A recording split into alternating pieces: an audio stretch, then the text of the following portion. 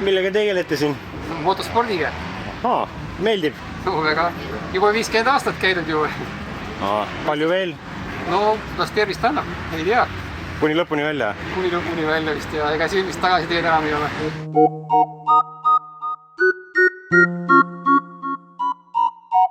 I feel like a young goat, yeah. Who got the plug? Who got the Oxford? Table looking like a motherfucking chalkboard.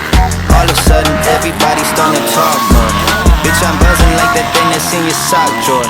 I might wake up in the morning with my jaw sore. She might wake up in the morning for the encore. Ooh. Jube vaikseks jäi kuidagi. Girl, you shady how you do that with your contour. Make up all this shit like you thought I would fall for it.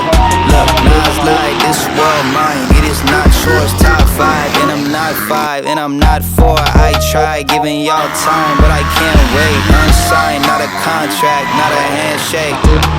You tryna bury me, then get the shovel. I hit you with the triple-double like I'm Mr. Russell. I know the game, I get the hustle. I know the play before you run it like I'm in the huddle. Yeah, I feel like a young goat. Always had the flow. I let the hair grow. I'm Kobe with the fro. Young Kobe with the I feel like a young goat. Always had the flow. Let the hair grow. I'm Kobe with the fro. Kobe with the fro.